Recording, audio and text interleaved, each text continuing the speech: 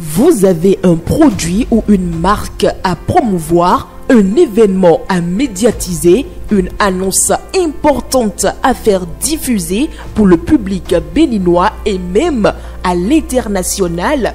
Le groupe de presse La Guérite, à travers sa web télévision Guérite TV Monde, sa web radio Guérite Radio et son journal La Guérite est votre interlocuteur valable.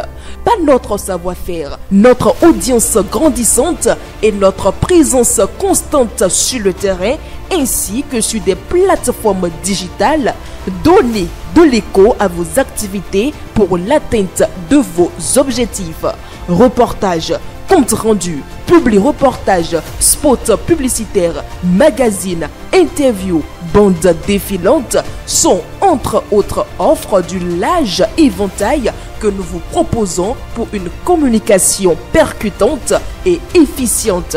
À vous donc de jouer en nous contactant dès maintenant par appel direct et par WhatsApp au plus 229 01 97 26 26 111. Le groupe de presse La Guérite, c'est la garantie d'atteindre vos cibles.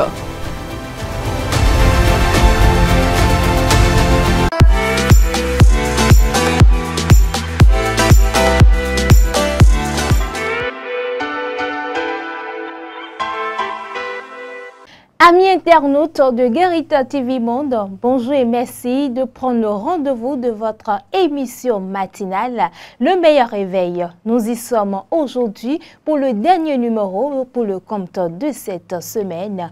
On se retrouve juste après la virgule publicitaire dans la toute première rubrique, la revue des titres.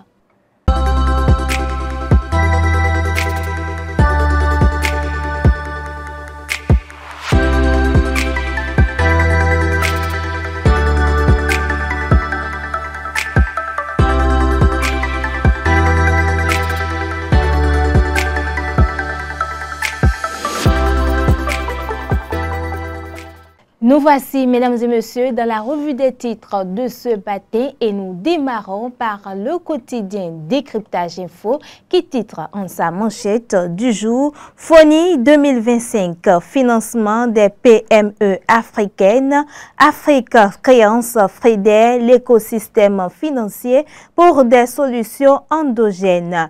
Le Télégraphe de son côté titre « Affaire récépissée du parti Le Libéral, Richard Auroux et 2 cadres du ministère de l'Intérieur déposés en prison ».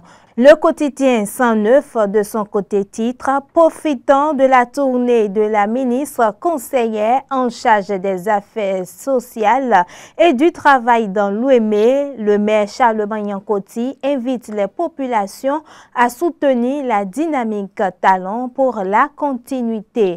Le chronomètre placade de ce jour « Sécurité régionale, le Bénin et l'Afrique du Sud consolident leur alliance ». La Nation a présent titre en sa manchette « Dialogue public-privé autour des réformes fiscales pour une fiscalité de développement ».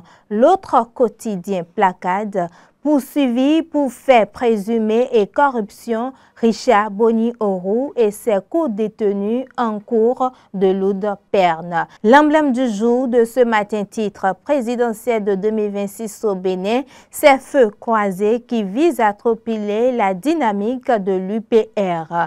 Matin libre de ce matin titre présidentiel 2026, opposition, la confiance retrouvée malgré les verrous. Le Soleil Bénin Info titre première session ordinaire de la CNCCNC au titre de l'année 2025, renforcer un climat social apaisé. Talons dans l'anticipation d'une bonne rentrée scolaire 2025-2026. Nord-Sud quotidien de ce matin titre en sa manchette « Échange gouvernement-syndicat, le dialogue social maintenu ». La boussole pour terminer titre en sa manchette « De l'hypervisibilité à une déchéance brutale, le mythe Richia Oro n'a duré que feu de paille vite éteint. C'est l'essentiel à retenir de la revue des titres de ce matin. Nous passons tout de suite au bulletin d'information.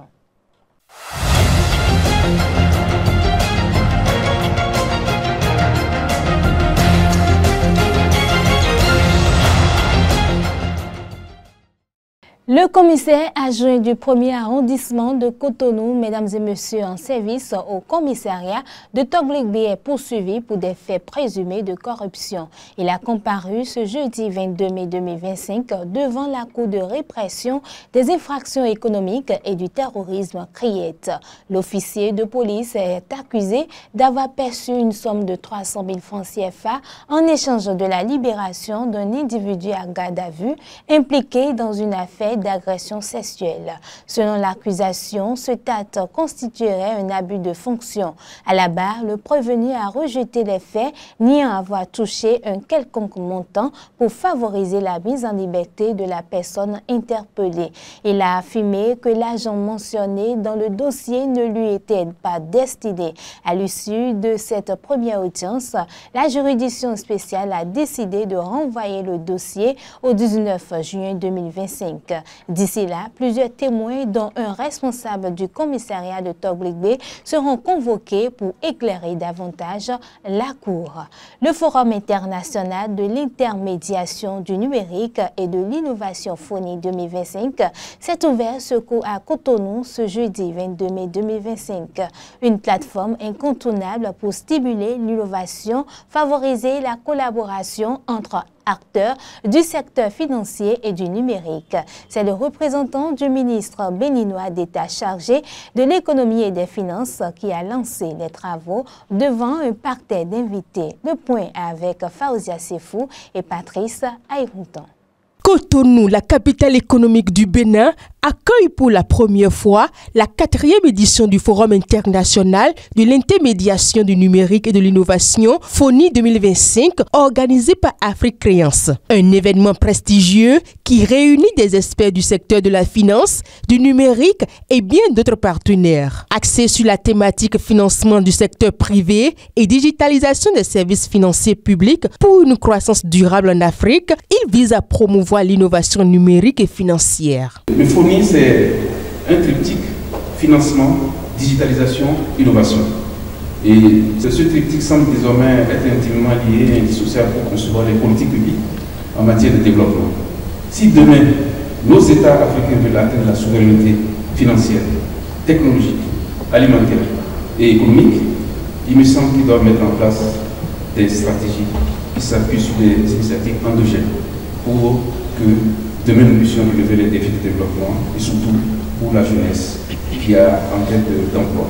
Dans son allocution à l'ouverture des travaux ce jeudi 22 mai 2025, le représentant du ministre béninois d'État chargé de l'économie et des finances a témoigné sa gratitude aux organisateurs et a salué le choix du Bénin. Il a par ailleurs souligné que ces assises revêtent une importance capitale pour dynamiser l'écosystème digital et financier. Le FONI 2025 se veut être aussi un espace de concertation, de partage d'expériences et de réseautage entre les acteurs de la finance et du numérique. Deux secteurs complémentaires désormais indissociables. Il mettra en lumière les fintech et PME qui innovent au quotidien dans le numérique et soutiennent le développement du secteur financier en Afrique. Les métiers de l'intermédiation et les métiers connaissent et leur rôle dans la recherche de financement au profit des entreprises africaines. Nous sommes persuadés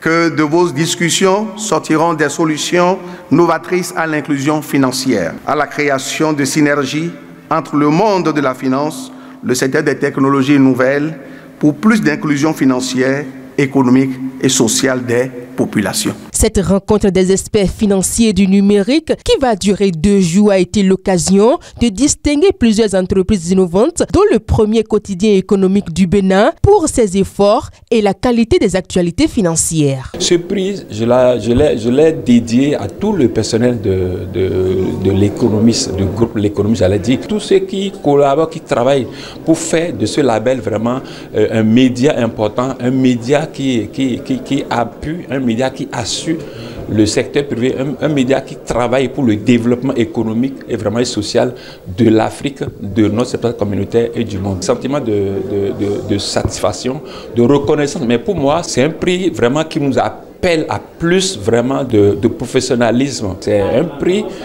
qui nous appelle à faire plus, à travailler plus, à nous concentrer plus sur ce que nous savons déjà faire et encourager tout le personnel. Et vous dire que maintenant là, nous allons travailler plus, nous allons faire plus vraiment pour honorer notre engagement de servir une information crédible, économique, financière, boursière et pour le bonheur de notre espace communautaire. Profitez pour remercier aussi tous nos partenaires. FONI, c'est un partenaire. Au cours de cette même journée, les participants ont découvert les efforts du Bénin en matière financière et numérique à travers la visite des stands. Ce bulletin d'information continue, mesdames et messieurs. La haute autorité de l'audiovisuel et de la communication RAC a levé les sanctions qui frappaient le journal Le Patriote et le média en ligne Béniweb TV. Les deux médias suspendus respectivement le 21 janvier 2025 et le 12 mars 2025 peuvent faire leur retour dans l'univers médiatique. Depuis l'avènement du régime de la rupture en 2016, le Bénin a engagé plusieurs réformes visant à renforcer la sécurité numérique et lutter efficacement contre la cybercriminalité. Face à la montée des arnaques en ligne, du piratage informatique et des escroqueries numériques, le gouvernement a mis en place diverses mécaniques juridiques et technologiques. Ces luttes menées sous le gouvernement du chef de l'État Patrice Talon est appréciée ici par quelques citoyens rencontrés dans la capitale économique du Bénin, Cotonou. Cette lutte implacable, comme le président l'avait dit quand il prêtait serment, qui va lutter contre la corruption, c'est surtout la cybercriminalité. Cette manière de voler de l'argent impunément, la lutte a été âpre. Et je crois que ça a donné ses résultats que vous voyez. Les cybercriminels ont disparu. On ne les voit plus pratiquement, ils ont beaucoup été enfermés. Et c'est une très bonne lutte qui a réussi pour le gouvernement Talon. En fait, est-ce qu'on a besoin de faire la cybercriminalité parce qu'on n'a pas trouvé de job? C'est une mauvaise philosophie. Lorsque vous êtes diplômé et que vous n'avez pas trouvé de boulot, ce n'est pas la peine d'être bandit ou assassin ou criminel. Je ne dirais pas que les autres régimes n'ont rien fait de concret. Mais il y a une particularité aujourd'hui qui se passe aujourd'hui dans la gestion de l'action publique. La rigueur, le sérieux et la volonté de bien faire. Par rapport à la corruption, il y a un grand effort. La criette qu'on a créée vraiment a su quand même mettre quand même du sérieux, a su redresser les Béninois par rapport à la corruption, le vol, le pillage de l'économie, le pillage des biens publics. La corruption quand même a cessé. Les gens aujourd'hui ont peur quand même de faire des détournements hasardeux. La justice ne peut pas faire outre que ce qu'elle fait. La justice, il y a combien de juges? Pour combien de dossiers? Un juge a plus de 400, 500 dossiers sous les bras. Mais vous voulez quoi pour lui? La justice, à la vaille que vaille, se défend. C'est des enfants, on ne peut pas quand même les emprisonner, les mettre dans un enclos, c'est pas bon. Le président aussi n'a qu'à prendre ses responsabilités. Mais c'est les futurs. C'est les futurs, il faut comprendre ça. Et les parents ne seront pas d'accord que les enfants soient incarcérés. Il ne faut pas brutaliser l'être humain. C'est nos progénitures. Si vous les brutalisez, ça va devenir autre chose. La cybercriminalité, on a vraiment lutté contre. C'est bon de lutter contre la cybercriminalité. Aussi, bon, aujourd'hui, nous jeunes, bon, notre pensée, c'est le gain facile. Mais c'est ça qui est grave. Il faut manger à la sueur de son front. C'est ce qui est dit. Et c'est normal, c'est ce qui est légal. Donc, il faut, même si la personne fait son truc, il n'a qu'à faire son truc intelligemment. Actuellement, dans le monde entier, la cybercriminalité ne peut jamais être éradiquée. Ne peut jamais être éradiquée parce que Et même en Occident, en Amérique, tout, ils font ça. Pour finir, le sélectionneur national Gernot Rohr tiendra une conférence de presse ce dimanche 26 mai 2025 à 11h dans un hôtel à Cotonou. L'occasion pour le technicien franco-allemand de dévoiler la liste des joueurs convoqués pour le stage préparatoire en vue de cette rencontre internationale prévue le 10 juin prochain à Araba. Ce rassemblement revêt une importance stratégique pour les Guépards en quête de stabilité et de cohésion à l'approche des prochaines échéances officielles. C'est tout ce qu'il faut retenir de l'actualité de ce matin. Je vous invite à faire un tour au service commercial.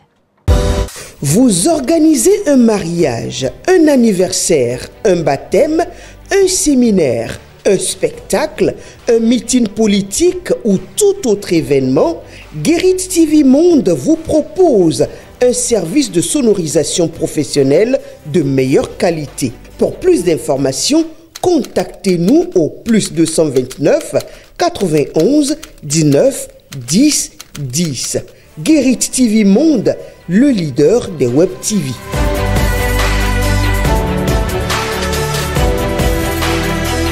Avant de boucler cette émission, nous allons retrouver Anselmo Richard dans la revue de presse de ce jour.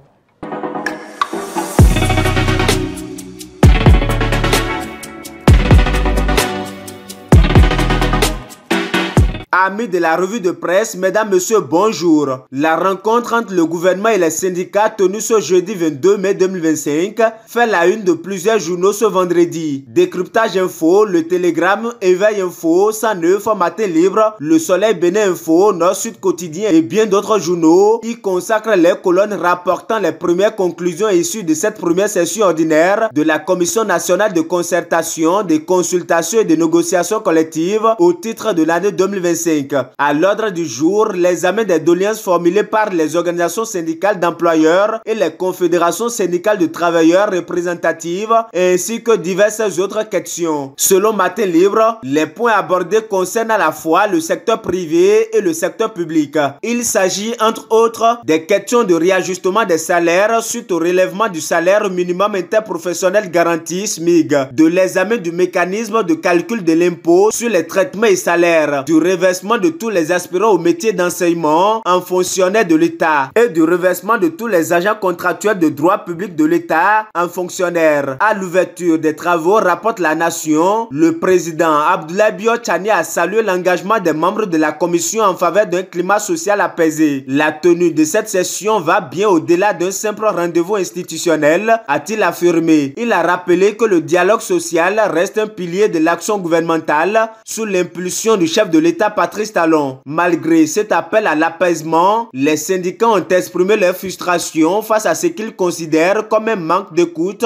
et d'action concrète de la part du gouvernement, indique le matinal. Le secrétaire général de la Confédération syndicale des travailleurs du Bénin, CSTB, Kassa Mampo, a vivement critiqué la gestion des précédentes sessions dont certaines n'ont pas eu lieu et a dénoncé l'absence de progrès sur des dossiers jugés urgents. Par ailleurs, selon Matin Libre, un consensus a été trouvé entre le gouvernement et les centrales et confédérations syndicales sur plusieurs points relatifs au secteur privé. Des injonctions ont été données par le président de la commission, le ministre d'État Abdoulaye Bio-Tchani, pour faire avancer les conclusions. L'examen du second volet de l'ordre du jour consacré au secteur public a été reporté à la deuxième journée de la session prévue pour le jeudi 29 mai 2025. Dans la suite de cette revue de presse, Matin Libre, le chronomètre 109 nous rapporte que le Bénin et l'Afrique du Sud unissent les efforts pour la paix et la stabilité en Afrique. C'est dans le cadre des travaux de la troisième session de la commission mixte militaire ouverte le mercredi 21 mai 2025 à Cotonou. À cette occasion, les deux pays ont réaffirmé leur volonté de renforcer leur coopération militaire, de partager leurs expériences et expertises dans la lutte contre les menaces asymétriques et dans la promotion de la paix, selon Matin Libre. Pendant ce temps, La Nation nous informe que la Banque mondiale accorde un financement de 120 milliards de francs CFA pour pour transformer la mobilité urbaine dans le Grand Okoé. Cette initiative vise à créer un système de transport fiable, inclusif et moins polluant dans 5 communes béninoises, dont Cotonou, Porto Novo, Semeko, Diabo, Mekalavi et Ouida. Le projet prévoit l'introduction de bus et de bateaux électriques,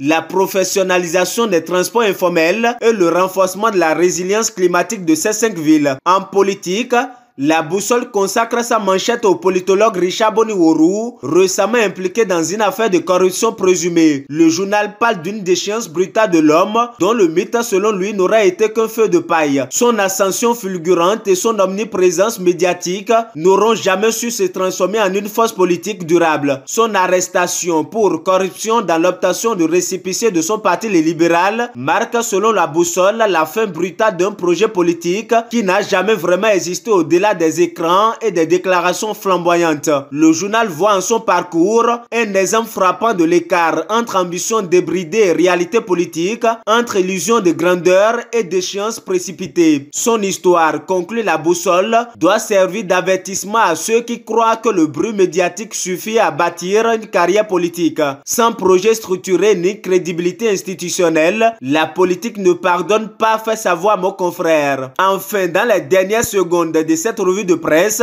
109, l'autre quotidien Le Soleil, Bénin Info et Éveil Info nous apprennent que la haute autorité de l'audiovisuel de la communication RAC a rétabli les médias Bénin Web TV et Le Patriote. Cette décision, datée du 20 mai, font suite au recours gracieux introduit par Paul Arnaud Guédenon et Marcel Zoumenou, promoteurs des 2 médias qui se sont engagés à respecter les principes déontologiques du journalisme, rapporte Le Matinal. Ces 2 organes de presse peuvent à nouveau produire et diffuser des contenus informatifs. Mesdames, messieurs, ainsi s'achève la revue de presse de ce vendredi 23 mai 2025. Merci de m'avoir suivi. À lundi.